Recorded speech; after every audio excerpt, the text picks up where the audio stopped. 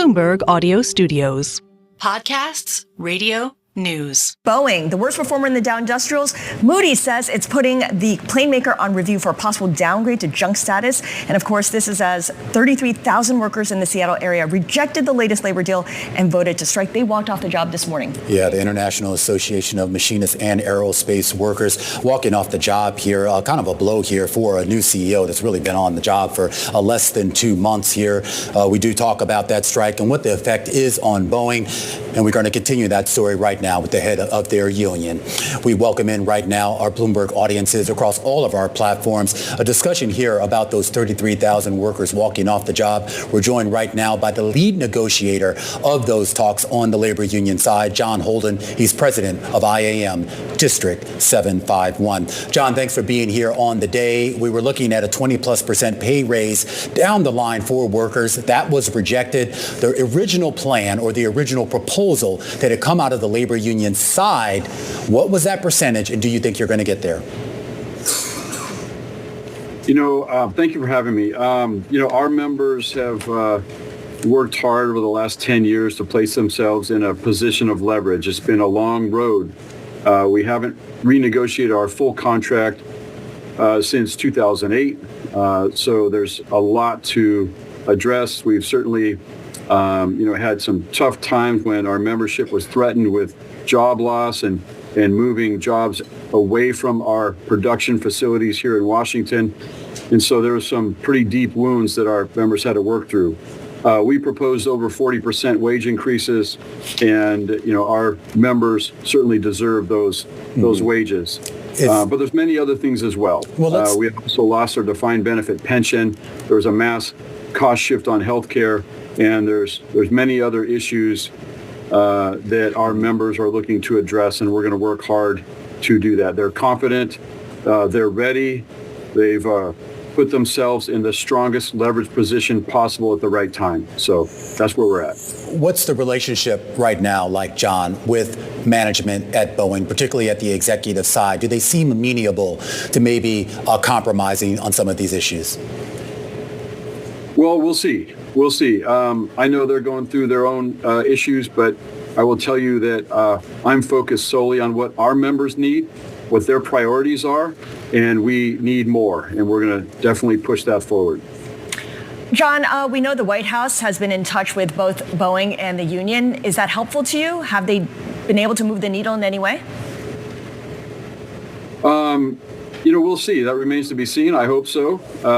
But at this point, we're going to talk with our members. We just are getting our picket lines up and running. It'll be a little chaotic for the first few days here as we get into a well-oiled machine, sending a strong message. Our members are united.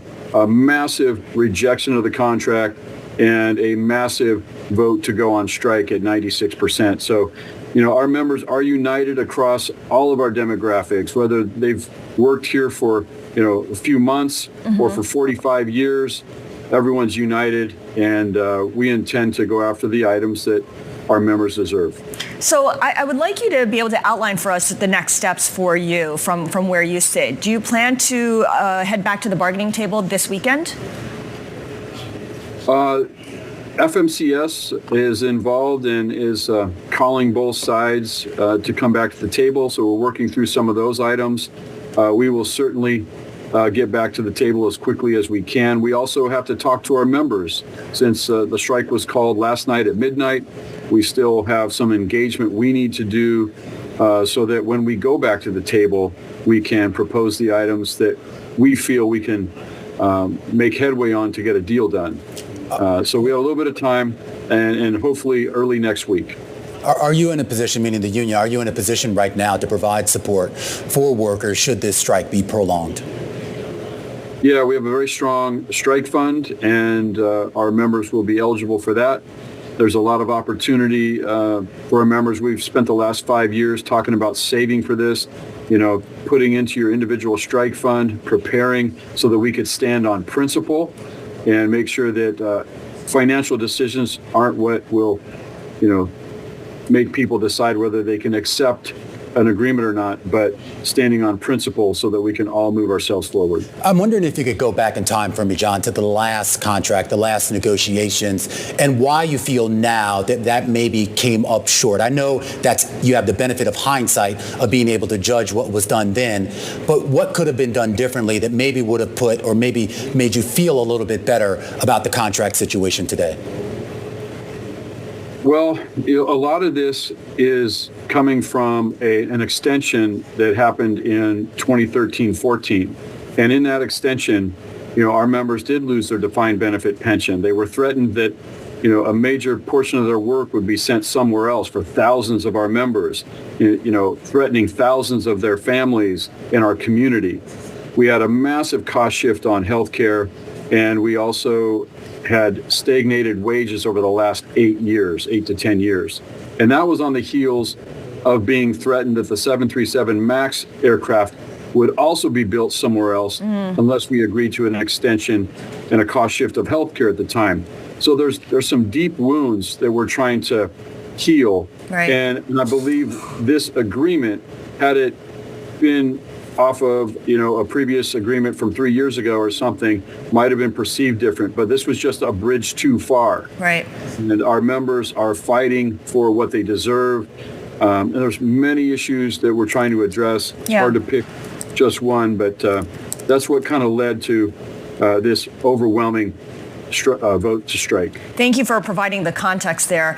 I understand that the union has requested mediation for the negotiations. How does this process change with a mediator from the NLRB leading the discussions? Does it,